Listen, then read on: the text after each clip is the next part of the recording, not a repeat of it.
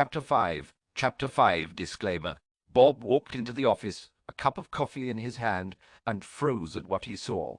Alex sat at her desk, staring off into space as she steadily worked her way through a large bar of chocolate. Noting the chocolate wrappers piled on the desk, he looked around quickly, then cleared his throat to get her attention. When she looked at him, a brow quirked in question. He shook his head, glancing at the chocolate bar in her hand, then back to her eyes. He smiled. "Dementors, dear." Her eyes narrowed.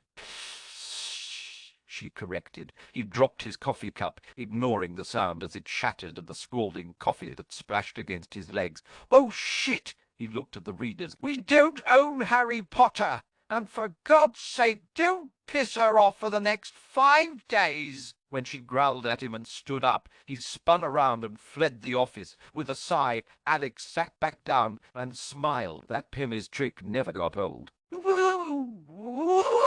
Hogwarts. Minerva suppressed a smirk when she saw the headmaster coming down the stairs. His shiny head reminded her of a picture one of her first years had of a cartoon character named Elmer Fudd. Without his hair, Albus Dumbledore looked like a 6-foot-tall, wrinkled infant. "Ah, Minerva, good evening. Are you ready for supper?" he asked. She tore her eyes away from the shine that partially blinded her. "Yes, I've taken a shine to, rather, I'm looking forward to it." Dumbledore frowned.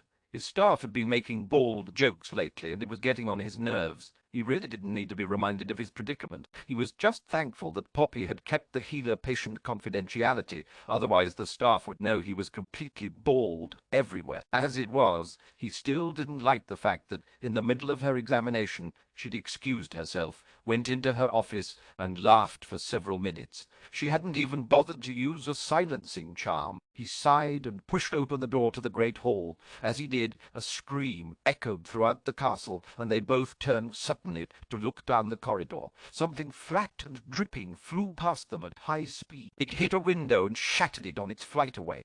"Albus!" gasped Minerva. "I will go investigate," he assured her. She nodded and turned to enter the great hall. Pausing in the doorway, a twinkle in her eye, she turned slightly. "Stick to the bald facts, headmaster." Grimmauld.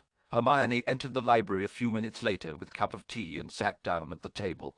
"Dobby says dinner will be ready in about an hour. No liver." She smiled. "No, he's fixing chicken. I like chicken." "Is there anything you don't like?" Harry asked as he sat down. While Ron glared at Harry, Hermione took a sip of tea and wondered if it would be worth the effort to go through the library books again after dinner. Movement caught her eye, and she glanced toward it in time to see something flying straight at her.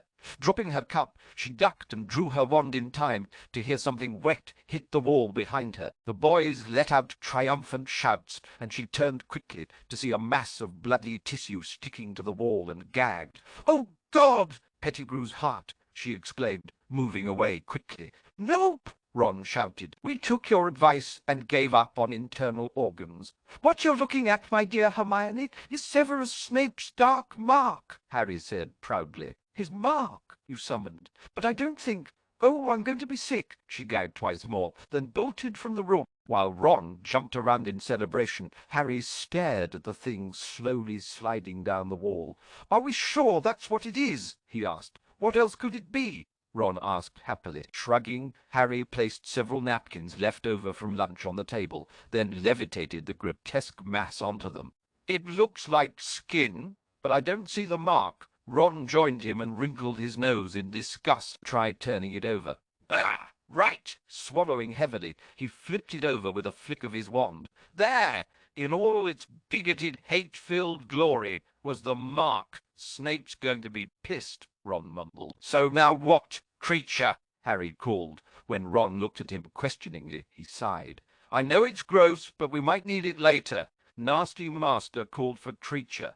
the elf asked from behind them. "Yes," Harry said, turning to face the elf. "Can elf magic preserve something like this?" he asked, pointing at the thing. Peering over the edge of the table, Creature examined the flesh. "Yes, what you ask is a simple thing. Good. Preserve it, then put it in the attic, somewhere it will be safe." Nodding, the elf scooped up the bloody mass and popped away. Placing a hand on Harry's shoulder, Ron looked at him seriously, though his eyes were filled with mirth. "You are a sick and twisted individual. Mr. Potter. Get off, he said, shrugging Ron's hand away. Oh, come on, Harry. As disgusting as that thing was, you've proven it works. Just think what you could do. You could summon Malfoy's hair, or Pettigrew's tail, assuming he's in rat form, or Bellatrix's legs, or Voldemort's wand, Harry exclaimed. Wouldn't that be protected? Ron asked. I don't know. Would you protect something if no one was around? I mean, every time Voldemort's entered my mind this summer, he's been alone. Why would he protect his wand? People don't generally summon things from a distance, do they? Well, no, but it doesn't hurt to try, Ron sighed. No, it doesn't. Okay, Harry, summon the Blighter's wand. Nodding, Harry did exactly that. Hermione entered the room as he was tucking his wand away and looked around cautiously. Is it gone? She asked. Yeah, I had Creature take it away and preserve it, Harry told her. Preserve? Like jam? Oh, God! She slapped her hand over her mouth and bolted from the room again. Ron watched her for a moment, then turned to Harry. You need to stop doing that. What? I had it taken away, didn't I? He asked innocently. Yeah, but if she throws up much more, she's going to gag on her shoes. This from the guy who bathed up slugs. Ron glared. But we don't talk about that, remember? As Harry began to snicker, something flew in through the window, skidded down the table, and hit the chair on the other end. No way! There, on the cushion, lay a wand. Merlin, Harry breathed as he looked down at it. Are we sure it's Voldemort's? Ron asked in awe. Harry nodded. I'd know it anywhere. Ron reached for it, then jerked back suddenly. Is it safe? It's just a wand, Harry told him as he picked it up. I don't trust Creature with this. Maybe Dobby, nodding, Harry called the elf. Dobby appeared wearing an apron and looked around curiously. Harry Potter needs Dobby? Yeah. Can you hide this away for me? Harry asked, holding out the wand. And make sure it can't be summoned.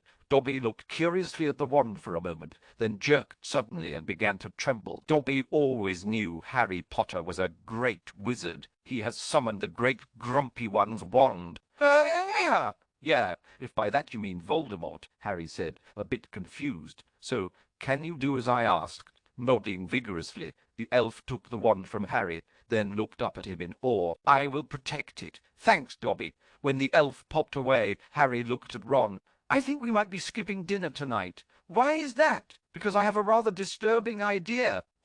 Harry, you summoned Snape's dark mark. I think you've moved beyond disturbed. Oh, I haven't gotten started yet. Tell me, do you know any healing spells? Ron blinked. No. Why? I have a plan. I hate it when you say that. Stick with me here, Ron shrugged. I'm not going anywhere, mate. What are we doing this time? Well, as you don't know any healing spells, we'll have to rely on either Hermione or one of the elves. I think Hermione's out of action at the moment. Nodding, Harry thought quickly. I think I'll use Creature for this one. This one? What? Waving him silent, Harry called for Creature. The elf appeared quickly. The flesh has been preserved as Master commanded. Excellent. Thank you, Creature, Harry said. Now I have a question. Do you know any healing magic? Of course. All house elves know how to heal. At least those serving pure blood families do. Why would that make a difference? Harry asked. Because house elves care for the children in many pure blood families, Ron replied. The red-haired one is right, Creature said. We know how to heal many injuries, including those that are life-threatening. Harry smiled. This might just work. What might work? Ron asked in frustration. Creature, Harry said, ignoring his friend's question.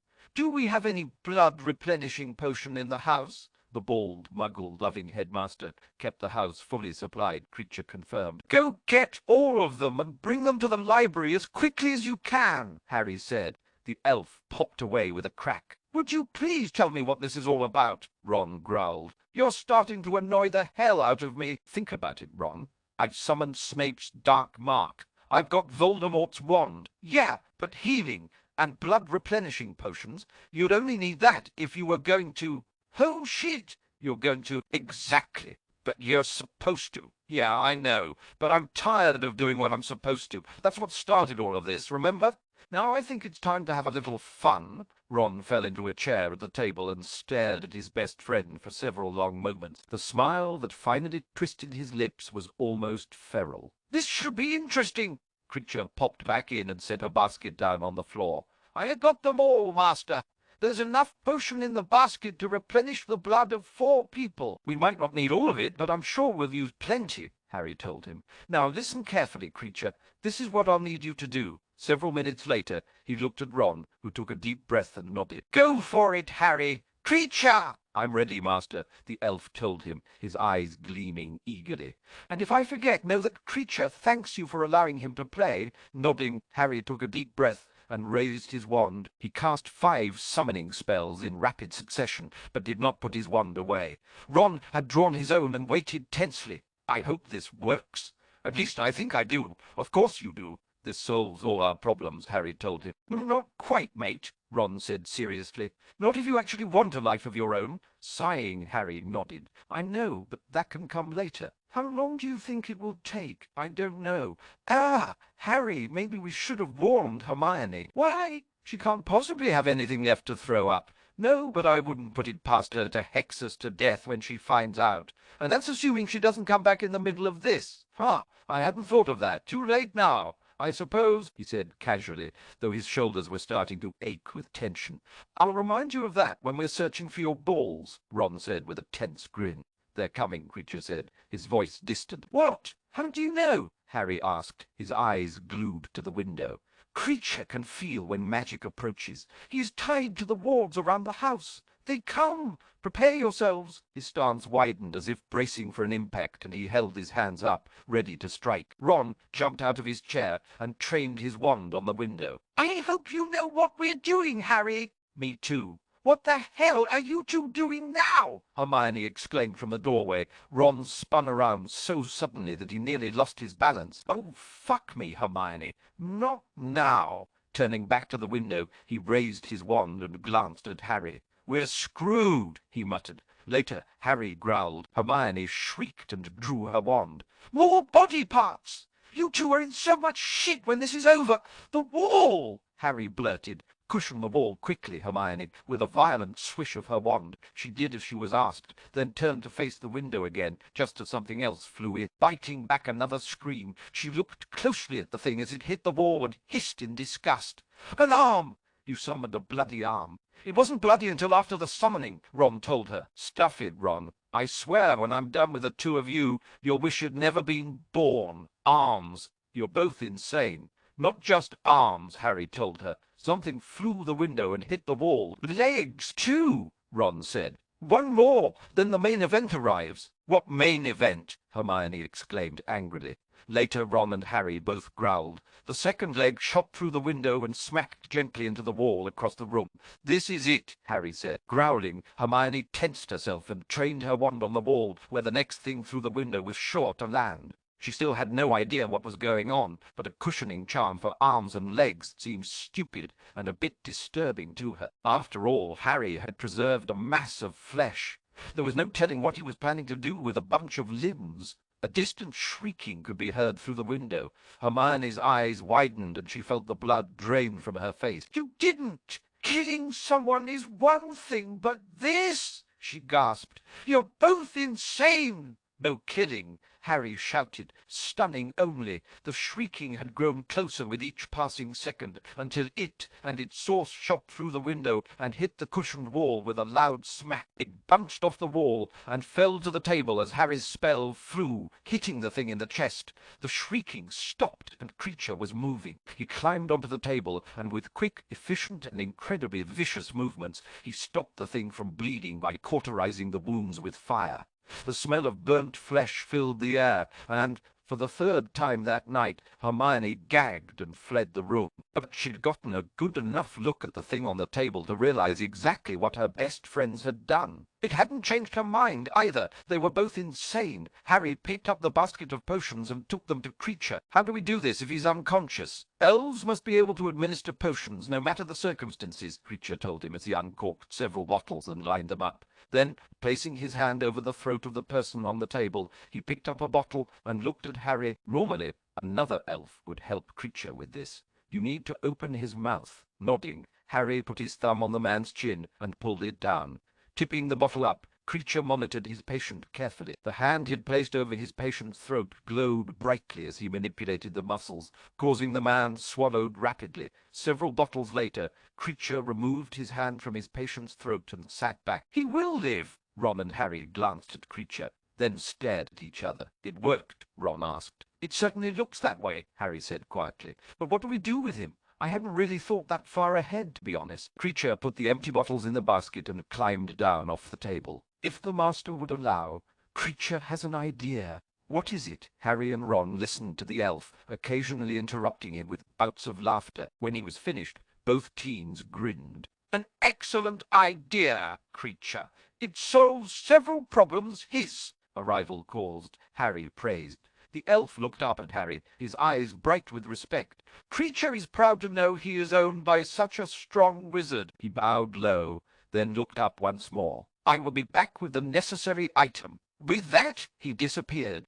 "Explain," Hermione said hoarsely, leaning heavily against the doorframe. Harry's brow wrinkled in concern as he looked at her. She was pale and sweaty, and her hair hung limply for once. "Are you all right? Maybe you should sit down," Ron added, pushing away from the doorway. She waved away their concern and wobbled toward them. "What were you thinking?" "Thinking? I was thinking I'd just solved a problem," Harry told her. "And created a boatload more," she exclaimed. "I don't see how," Harry said. "Me?" either, Ron added. "It's not like anyone will know what we've done, at least not until Harry's ready for them to."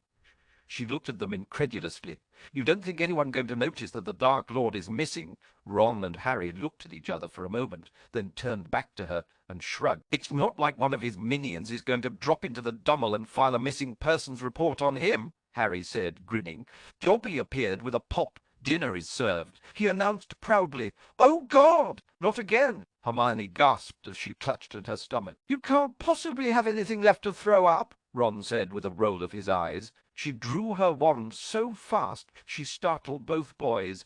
In a blink she had Ron disarmed, silenced, and vomiting slugs the size of large eels. Harry's nose crinkled. "How did you do that?" Last time the slugs were rather small, because he cast with a broken wand. Hermione muttered as she watched the red head gag and vomit. Ron's knees gave out and he hit the floor as another slug emerged. "I hope he doesn't choke," Harry said, concerned.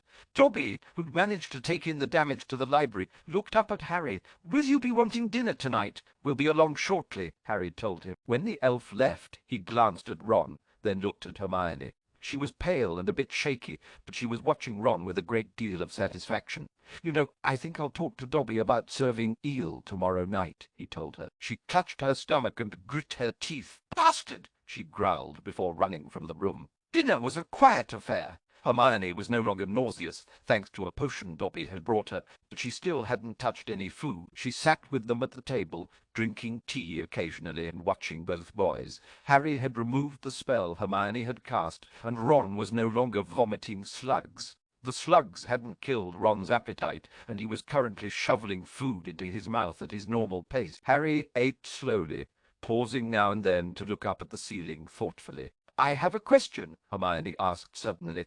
"You summoned the Dark Lord's limbs, then his body. How did he survive the trip?" Both boys looked at her oddly, and she sighed. "There are arteries in the limbs. He should have bled out and died before he arrived." Harry shook his head. "You're forgetting that he's not human anymore, Hermione. Not really. The rebirthing fluid in the graveyard contained Wormtail's hand, a bone from Voldemort's father, and my blood, along with some other ingredients I'm not sure about." Hermione frowned. "Maybe it was the addition of your blood that helped him survive his limbless jaunt to headquarters then."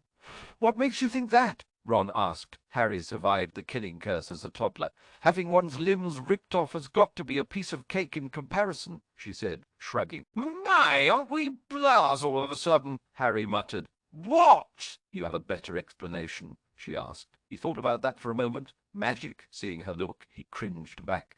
"We'll go with your explanation," he said, holding up both hands to ward her off. She sniffed and turned back to her tea. Ron's fork paused halfway to his mouth, and he looked at Harry. "Do you remember how you blew up your Aunt Marge?" Harry blinked. No, not really. I was angry, but hadn't meant to do anything like that." "Why?" "I was just thinking. We could tie a string to him, then inflate him."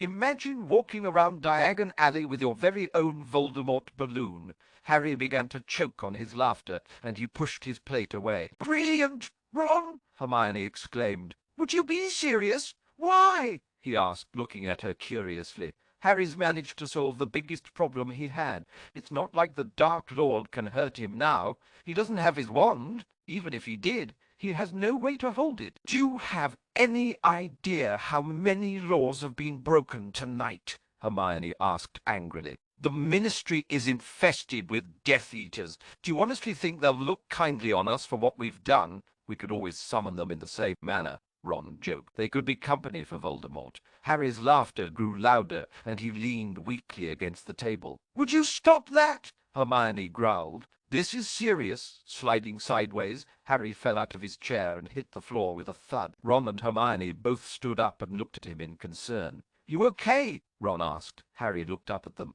Tears of mirth slid down his cheeks, and he sucked in a breath. Merlin, don't you see? If we could do this to the Dark Lord himself, his Death Eaters don't stand a chance. He closed his eyes for a moment, then laughed once more. I'm free, Ron grinned. Yeah, mate, you are. Hermione stared at Harry for a long moment. Then her shoulders slumped. I'm sorry, Harry. I wasn't thinking of what this would mean for you. Waving that away, Harry climbed back into his chair. That's all right. Ron had some warning about what I was doing. You walked into the middle of it. Sitting down once more, she shook her head. Maybe, but that's not an excuse. Ron gathered up the dishes on the table and sent them towards the sink with a flick of his wand. Don't worry about it, Hermione. You were shocked and off balance. You were also right, in one way, Harry said. Now that it's over, I'm not sure what to do with him. The prophecy says, Hermione began. Harry scowled. Yeah, I know what it says. But I'm no more willing to subject myself to the whim of prophecy than I am to bow to Dumbledore's machinations. I'm not willing to kill a man who is no threat to me. He can't hurt me any longer. Killing him now makes me a murderer. Ron set the dishes to washing and sat down. He looked at Hermione for a moment, then turned to Harry. So what now? Who knew I'd be spending the last 2 weeks of summer living in a house with my 2 best friends and the Dark Lord? Hermione muttered. The Dark Lord? Harry asked, his eyes bright with laughter.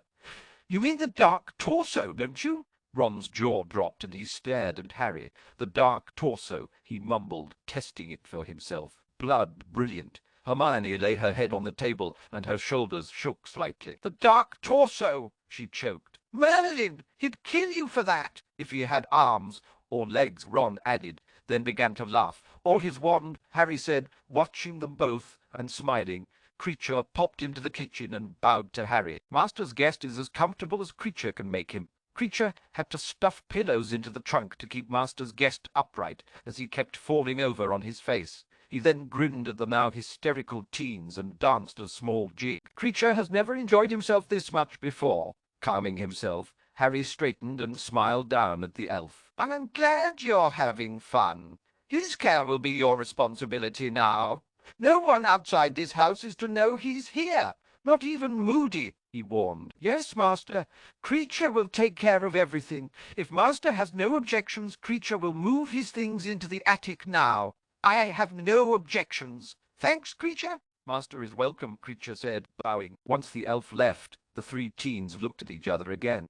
Well, I suppose we have to come up with some sort of plan, Harry said. We can't leave Creature in charge without directions. We also need to get in touch with Ginny, Hermione added. Why? Ron asked curiously. To let her know Operation Overthrow is no longer needed. Why wouldn't it be needed? Harry asked. Because the Dark Lord has been neutralized, Hermione said. But Dumbledore hasn't been, Ron told her. As far as he knows, Voldemort is still out there, as dangerous as ever. Yeah, but once Harry announces that the Dark Lord has been... She trailed off as Harry shook his head. But I'm not going to announce anything, he said. Dumbledore will insist that I kill Voldemort to fulfill his stupid prophecy, and I have no intention of doing so. You're going ahead with Operation Overthrow, then? She asked, puzzled. It's the only way to make sure Dumbledore understands that I won't let him meddle in my life any longer. His lips twitched slightly. Besides, I think I'm entitled to have a little fun, Hermione began. Wait, hear me out, he said. Dumbledore may have been a great headmaster at one time, but that time is over. Look at everything we've been through. He obviously isn't very concerned about the safety of his students. Our education doesn't seem to be a priority for him either. If it was, Snape, Trelawney, and Binns would have been replaced ages ago. That's not fair, Harry, Ron said seriously. Binns is very good at teaching us all how to nap in class. Harry laughed. True. Hermione fought a smile. Even she had problems staying awake in history of magic. I understand what you're saying and agree with most of it. But what about the 5th and 7th year students? Those tests are very important. We'll have to meet with the DAR when school starts. Maybe we could exclude those students who have tests this year, Ron suggested. Possibly, but if Operation Overthrow is successful, the teachers will be so distracted they won't be doing their best for the students, Hermione pointed out. Harry raked a hand through his hair. I don't know. Maybe, if we do this right, the board will offer some sort of compensation for the testing students. What do you mean? Hermione asked. Well, if we manage to get Dumbledore tossed out, the board may look at the circumstances and reschedule their tests or something. Do you really think it's wise to hinge their future on a maybe? No, Ron told her, but I do think they should make their own choices. After all, the objective of this hasn't changed. Dumbledore needs to go. Let's make sure they understand that this could affect their test scores and let them make up their own minds. She sat back on her chair and nibbled her lower lip. That might work. All right, now that we have that settled, Harry said. What do we do with our guest while we're at school? Why can't Creature take care of him? Ron asked. He could, but he'll need some sort of instructions, I think. There's no telling what he'd do on his own. There's not much that needs to be done, really, Hermione said. Feed him and keep him clean and quiet. Harry scowled. Yeah, well, I'm not sure I like the idea of feeding and caring for the Dark Torso. He's caused me nothing but grief. If I were a bit more sadistic, I'd order daily torture. Unfortunately, I can't justify doing that to someone who can't defend himself. Hermione exhaled, unaware she'd actually been holding her breath. You know, Muggles sometimes study the criminally insane. Too bad we couldn't do something like that with him, Harry mused. Handing him over to a lab for testing would be amusing. Ron's eyes widened. Ah, Harry, there might be something we can do. What do you have in mind? The twins, the redhead told him. Hermione's brow furrowed. What about them? Harry blinked several times, then grinned. They're always looking for test subjects, aren't they? Now, wait a minute, Hermione began. Yes, they are, Ron replied, ignoring Hermione as she began to sputter. And just think, the greatest Dark Lord of all time being reduced to a test subject for pranks and jokes. The darkest menace to our world being responsible for product safety. Come on, what's not to like? Hermione opened her mouth, intent on blasting both boys into next year, but all that came out was a wheeze. When they looked at her oddly, she coughed to clear her throat and tried again. She giggled instead. Ron grinned and looked at Harry. She's in. So what do you think? I think there's something slightly twisted about you, Harry said, shaking his head. It's morally wrong, bordering on contemptible and quite probably illegal. But the only question I find myself able to ask is, how long do you think it would take the twins to get here? Ron laughed. A note from you would bring them here about 5 minutes after they received it. Harry looked at Hermione. Well, she shook her head. God, I used to be such a nice, law-abiding girl. Now I find myself hoping the twins will take pictures during their product test. The trio looked at each other and began to laugh. Hogwarts. Dumbledore sat on the couch in Snape's private quarters, pinching the bridge of his nose. He was tired and had no idea how to solve the problem he was now faced with. They'd managed to stop the bleeding on Snape's arm and partially heal the injury without having to call on Poppy's aid. The Mediwitch would have asked questions that neither man was willing to answer. Snape now sat in an armchair across from him, a brandy glass in his hand. He sipped from it occasionally, but his eyes never left the headmaster.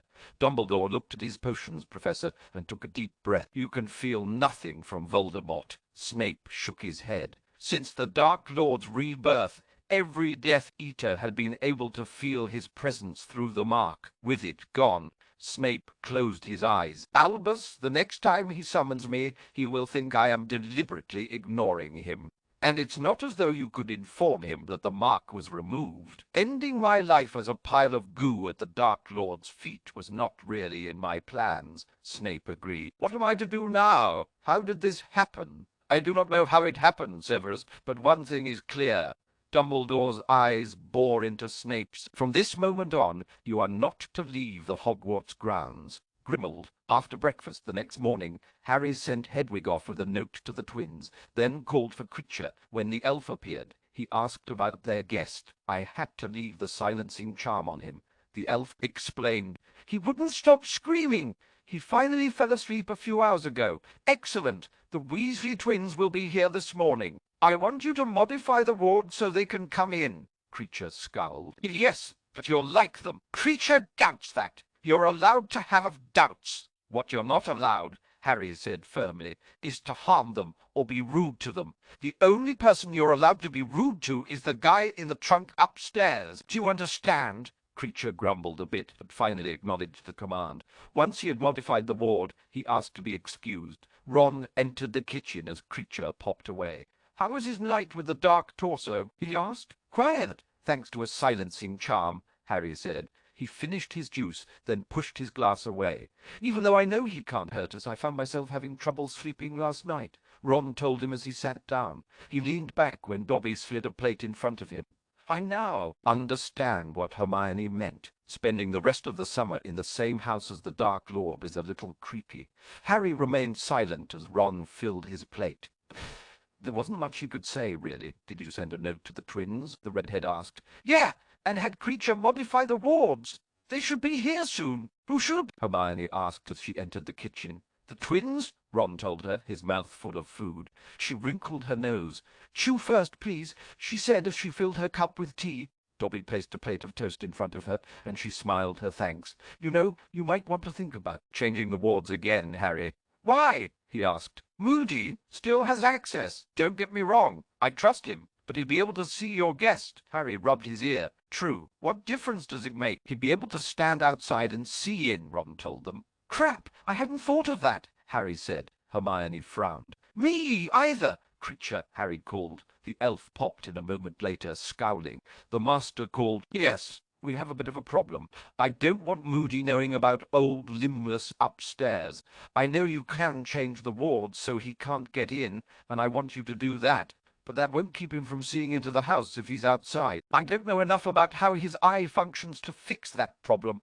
Critcher can ward the attic so Peg-Leg can't see, the elf explained. Do so, please. I don't want him coming in or seeing anything. Nodding, Critcher modified the house wards once more, then popped back to the attic. Who knew he'd changed so much? Ron commented after Critcher left. We've all changed, Harry said quietly. When they looked at him questioningly, he shrugged, stood up. Critcher's not as twisted as he was, but we're not as straight-laced either. If we were, we wouldn't have our guest upstairs and the twins wouldn't be coming over. Speak for yourself, Hermione said with a huff. I had nothing to do with the torso upstairs. Harry patted her on the head gently as he passed by on the way out of the kitchen. You keep telling yourself that, she growled as he left the kitchen. He's got a point, Ron said as he pushed his plate away and stood up. There's nothing to stop you from leaving the house and telling the world about what's going on. Nothing but your friendship with us anyway. He leaned over and grinned. You're in this up to your bushy little head. The only thing you're having a problem with is the fact that you're enjoying it as much as we are. She threw a piece of toast at him. Shut up, you prat! Laughing, he walked out of the kitchen. See you in the library, he called. Picking up the last piece of toast on her plate, she bit into it savagely. I hate it when he's right, she muttered around her food. Blinking, she tossed the bread down and stood up. God, even my manners are slipping. Refilling her cup with tea, she left the kitchen. Dobby popped into the library half an hour later and announced that the twins had arrived, but seemed reluctant to enter. Hermione looked up for her new potions text and smiled. They're probably afraid of getting the Dumbledore treatment if they try to open the door. I'll get them, Ron said as he stood up. Have you figured out what you were going to tell them, Harry? The truth, I suppose, he said. He marked his place in his transfiguration text and closed it. Not much point in lying, really. Nodding, Ron left the library. Harry turned to Dobby and spoke with him quietly. The elf nodded, then popped away. Ron came back a few minutes later, a disgusted look on his face and the twins on his heels. They insisted on giving me their wands, he answered Harry's questioning look. Dumping said wands on the table, he sat down. We just wanted to make sure Harry felt safe, George explained. We saw part of what you did to Snape, Fred said. Neither one of us is all that interested in a tattoo. Harry's methods of revenge have grown a bit more exotic since then, Hermione said, grinning. I appreciate the thought, Harry told them, but it's really not necessary. Take your wands and sit down. Shrugged. The twins did as they were told. So, does this have anything to do with Operation Overthrow? Fred asked. Yes and no, Harry said. Well, so long as we're clear on that, George said with a laugh. Harry grinned. Oh, I don't know. Ambiguity has its place. Yes, but this isn't it, Hermione grumbled. Would you just tell them? It's not exactly something you just blurt out, Ron said. Why not? She asked. Because they probably won't believe it. So, it's not like we don't have proof. As they continued to argue, the twins watched avidly. It was obvious something big had happened. Shaking his head, Harry turned to the twins, ignoring the arguing pair. I'll give you the basics and fill in the details later. Hermione and Ron stopped arguing and sat back to watch the twins. Which seems I had a block on my magic. Never mind the hows or whys for the moment. The block was removed and I have a bit more power now. When Ron snorted a laugh, he scowled at him, then continued, Yesterday evening, Ron and I came up with an idea involving the summoning charm. To test it, I summoned my cousin's computer. He pointed to the wrecked machine near one bookcase, then shrugged. It worked, so I tried to summon Pettigrew's heart. The twins grew goggle-eyed. Before you ask, no, we don't think it worked, at least not like we'd hoped. Hermione explained that even if the summoning did work, Pettigrew's heart is likely in several pieces, as it would have been forced through his ribs. Ron and I did a bit of brainstorming after that and decided to leave off summoning internal organs. Instead, we thought about external body parts. To test it, I summoned Snape's dark mark. Dobby! Harry called. The elf popped in and handed him something wrapped in a towel. He nodded his thanks, then unwrapped the item. Grimacing slightly, he then handed it to George. There, preserved in a picture frame like some deranged memento, was Severus Snape's dark mark. The twins started at it, then looked at each other, blinking. George carefully placed the frame on the table, then both twins leaned back on their chairs and began to laugh. Harry looked at his two best friends. Ron was grinning at his brothers, while Hermione was shaking her head and refusing to look at the thing on the table. Wiping the tears of mirth from his eyes, Fred looked at Harry. I don't suppose there was any way of getting pictures of the event. That would be brilliant, George said. Sorry, guys, no pictures. But if you're really interested, I can show you the memory of the event, Harry offered. Just make sure you don't eat anything before you see it, Hermione grumbled. Just because you vomited doesn't mean they will, Ron told her. That was definitely worth closing the shop for, Fred said before Hermione could reply. Actually, I haven't gotten to the main reason for inviting you here, Harry said. There's more. He's saving the best for last, Ron told his brothers. If you like that last bit, you'll love what's coming next. Ah, right, Harry said. See, since the mark could be summoned, we thought, why not go a bit further? Further, the twins asked, both leaning forward. Harry shrugged. I summoned Voldemort's wand. The library fell silent as the twins stared at him in awe. You have his wand? Fred finally asked. Ron began to laugh. Oh, you two are so going to love this, he chortled. George shook his head. Harry, that was really smart. I'm sure he'll be able to go get another one, but the fit won't be the same, will it? No, I didn't think he'll be able to get another. Harry's really disarmed him this time, Hermione said, then began to snicker. Fred looked at her, though he spoke to Harry. That will give you a real advantage when you face him, he said slowly. Harry bit his lip and turned away. And you won't have to worry about the whole Brother Wands issue, George continued, though he looked puzzled. I hadn't thought of that, Fred said. He tilted his head slightly and looked at the trio oddly. Hermione was biting her fist, trying to stifle her laughter. Ron was laughing outright, and Harry had his head on the table, though his shoulders were shaking. All right, so what are we missing? Fred asked. Something Harry hasn't gotten to yet, I guess, George said. Harry raised a hand and pointed at George. Right, so you want to let us in on the joke? Fred asked. Sitting up a few moments later, Harry bit back his laughter and smiled at the twins. Sorry, that was rude of us. Not at all, dear fellow, George said magnanimously. We know you'll get to it eventually. Hermione wiped the tears from her eyes. Generous of you. It was, rather, Fred agreed. So you have Voldemort's wand, George said. What else? The trio looked at each other for a moment, then turned back to the twins. We have his legs, Harry said. And his arms, Ron added. And the rest of him, Hermione concluded. Ah? What? George asked. Fred shook his head. I think they've gone crackers. George's eyes narrowed. Possibly, but let's hear them out. Sighing, Harry sat back on his chair. We're serious. After summoning his wand, I summoned his arms, then his legs, then him. He somehow managed to survive the trip, though it was close. I stunned him once he arrived, and Creature stopped his bleeding. We poured several bottles of blood-replenishing potion down his throat, and he's now tucked away upstairs, furious but helpless. The twins stared at him for a few moments. I think Mum was right, George muttered. Being alone in this house has driven them all nuts. Hermione rolled her eyes. It's not like we can't prove it to you. They looked at her doubtfully.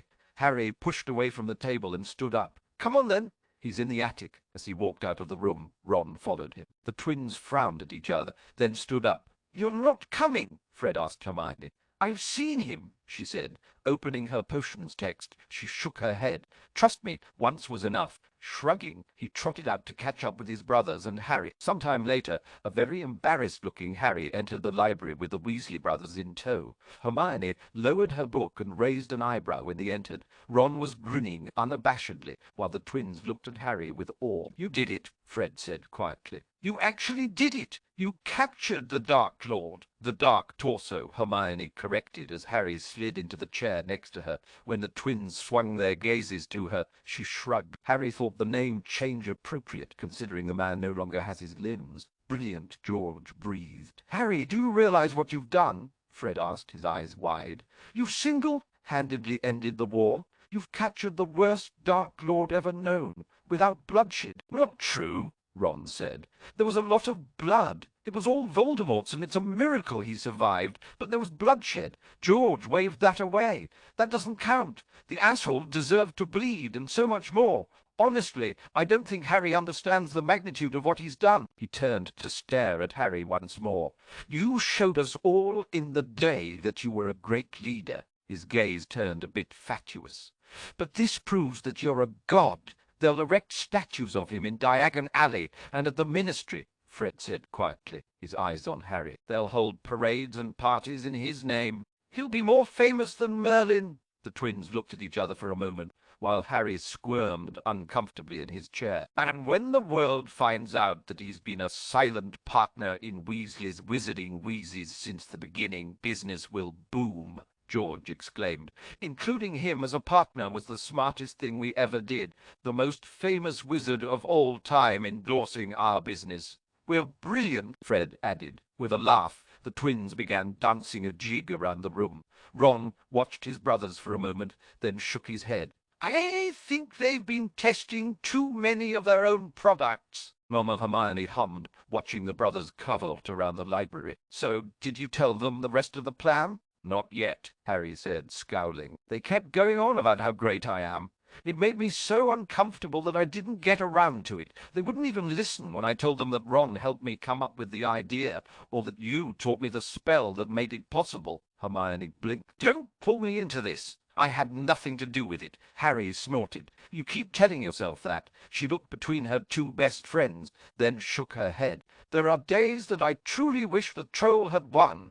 The boys simply grinned at her. She was lying, and they knew it. So, Ron said loudly, do you think the twins want to hear about our plans? Or should we leave them to their dancing? The twins came to a halt mid-jig and looked at him. Plan? They asked. It's simple, really, Harry told them. You're always looking for test subjects for your products, and I happen to have a house guest who needs to earn his keep. When the twins' eyes went wide and glassy, Hermione began to snicker. Hold on to something, Harry. They're about to start again. He is a god, George breathed. Generous, thoughtful, always looking out for others. He's the perfect man, Fred added. Well, actually, it was Ron's idea, Harry muttered. The twins turned to Ron and gazed at him with enough loving affection that he flinched away. Stop that! And don't forget Hermione, Harry added. If she hadn't taught me the spell, you wouldn't have a captive test subject. Hermione quirked an eyebrow when the twins looked at her. Generous, Fred said. Caring, George added. A loving and faithful friend. Graceful and intelligent, not to mention beautiful. Hermione smiled. Why, yes, I am. It's so nice of the little people to notice. When the twins fell to their knees and gazed up at her in adoration, she waved her hand airily and told them to rise. Is it my imagination, Ron asked, frowning slightly. Or did she look as though she'd practiced that? All right, enough fooling around. Let's get down to business. Later that night, Harry pulled the elves aside separately and gave them their final instructions. They were not to fight. Dobby was to take care of the kitchens, Creature was to take care of their house guest, and both were to take care of the house. The Weasley twins were to be treated as honored guests, but no one else was allowed into the house without Harry's permission. If something came up that was not covered in his previous instructions, they were to contact him. September 1st, Platform 934 Remus watched the express pull out and sighed. Harry and his friends were off safely, though he would have felt better if he'd been on the train with them. They had been well trained over the summer, but they were still kids. He didn't doubt that they would do what they had to do in order to protect themselves. It was what came after that worried him. No child should have to kill to live. "Remus!" a voice called softly. Turning, he nearly scowled when he saw Tonks standing behind him. "Yes?" he asked coldly. Tonks shifted nervously. "I was wondering if we could talk," he shrugged, "as long as it doesn't take too long. What do you want?" She looked around at the people still milling about the platform, then at him. "Perhaps someplace more private. I don't have time." "Say what you need to say." She scowled and moved closer. "Look, Remus, I know you're angry at Dumbledore for some reason, but why are you being so cold to me? Are you still a member of the Order?" he asked. "Yes, of course. There's your answer."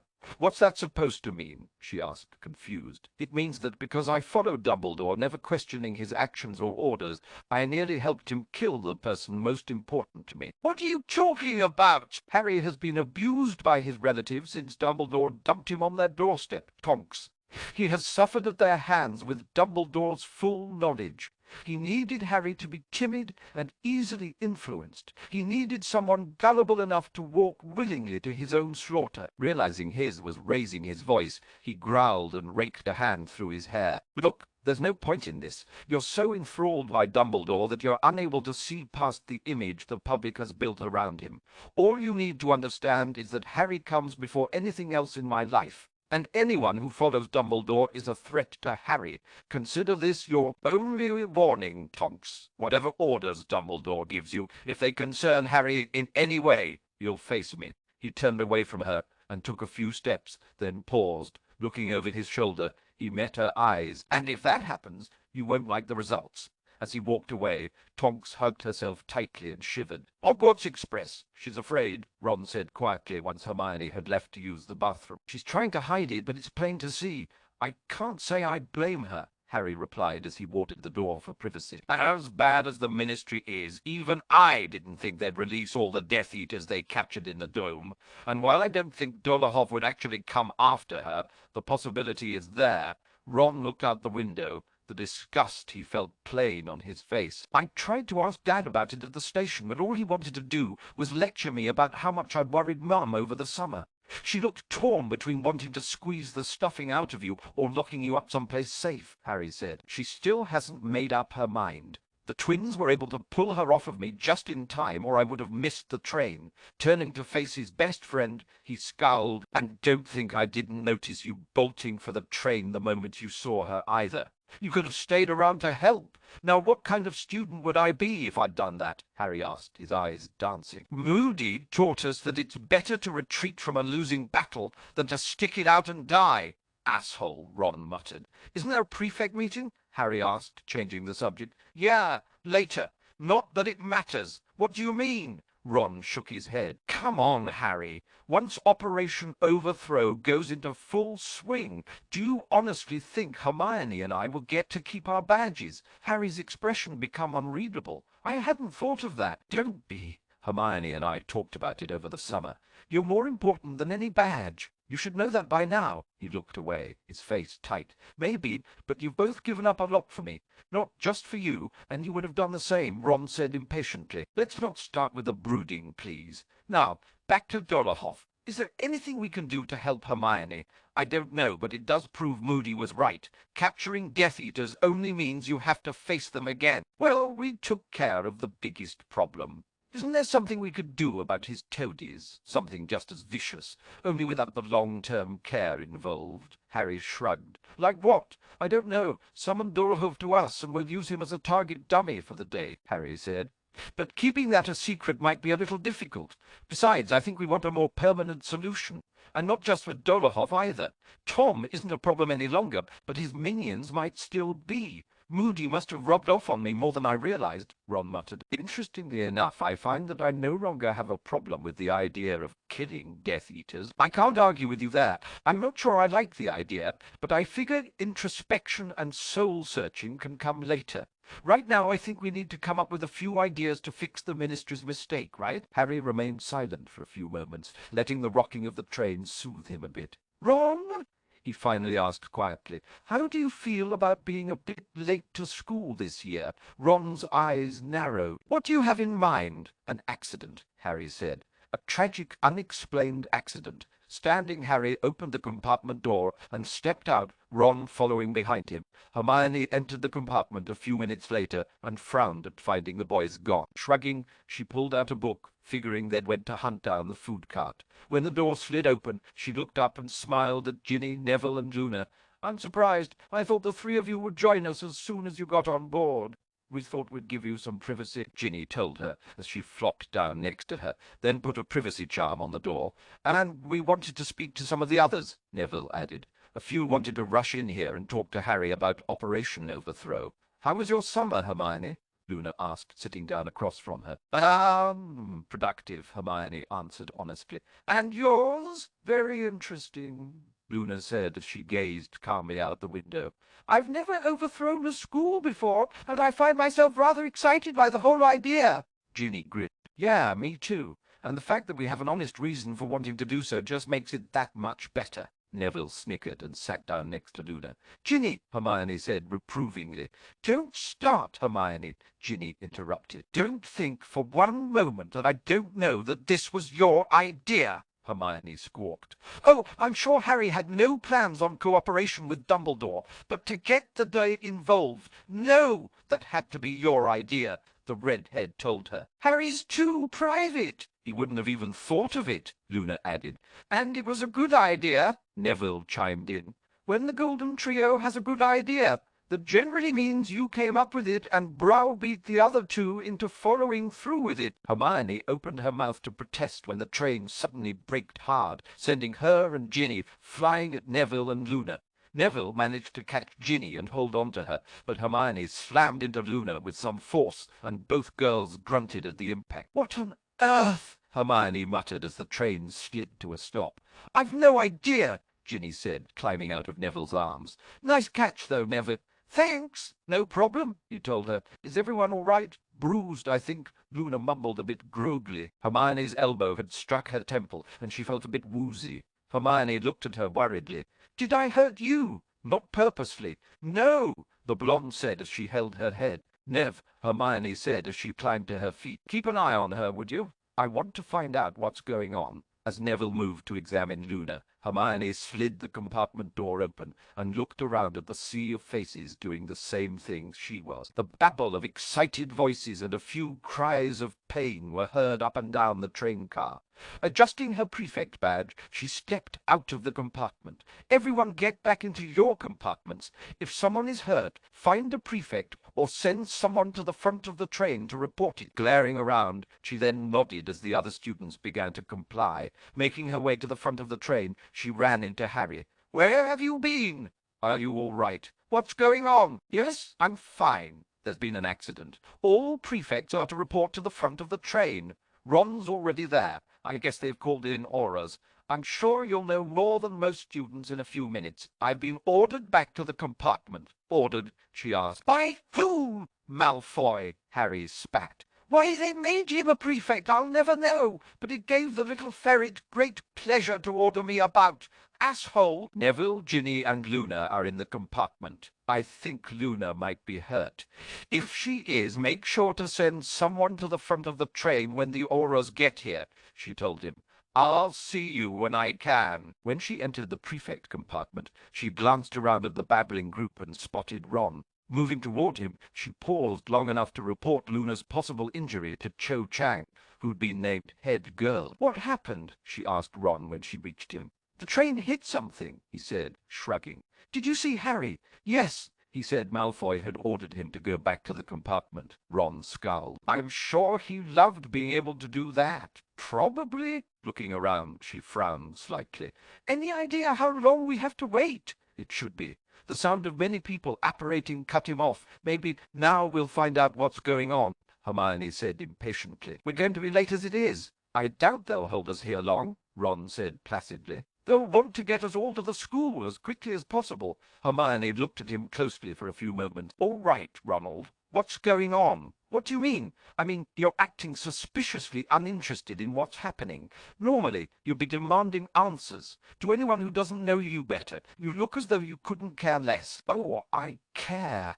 This accident is going to delay our arrival, which means dinner's going to be late. He frowned. I hate that, Ron, she growled warningly. He looked at her for a moment, then gazed around the room full of prefects meaningfully. We'll discuss it later, Hermione. Sighing, she sunk down on the chair next to his. You bet your ass we will. I hate it when you two do things like this without telling me, she muttered. Think of it this way. It saved a lot of arguing, he told her cheerfully. I heard once that it's easier to ask for forgiveness than it is to ask for permission. Turns out it's true.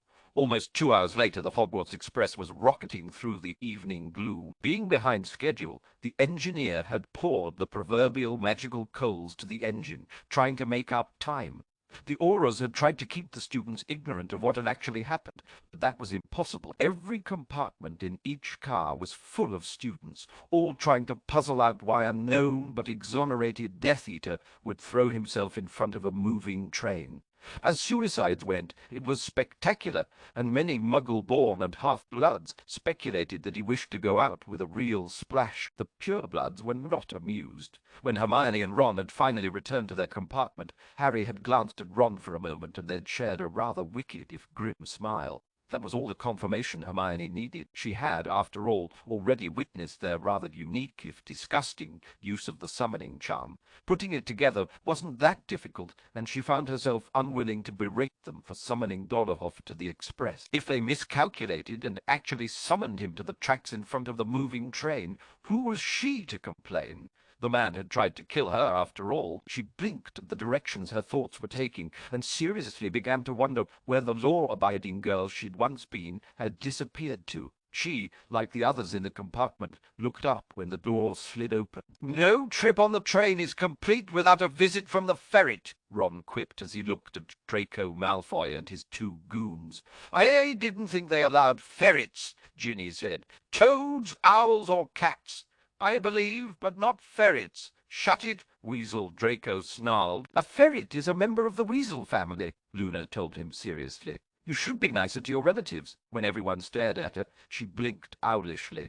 What? She asked. Weasels are quick, cunning, and can be vicious when the situation calls for it. All things so admired by Slytherin House but seem to be missing in recent years. I always assumed the ferret was jealous of Ron and Ginny for having the qualities he and his whole house so obviously lack. What are you talking about? Draco sputtered furiously. She means you've become predictable, Neville said. Every year you come in, make some snide comments, a couple of threats, then leave. Which one is it this year, Malfoy? Well, if it isn't Scarhead, the Mudblood and the Weasel, you'll get yours, Potter. Or wait until my father hears about this, Potter. You're forgetting the ever-popular The Dark Lord will kill you, Potter, Harry added. Right, can't forget that one, Neville said, nodding. I think that about covers it, Hermione said. And since we've done your job for you, Draco, with a flick of her wand, she closed the compartment door in Draco's face and locked it. The 6 people in the compartment looked at each other, then began to laugh.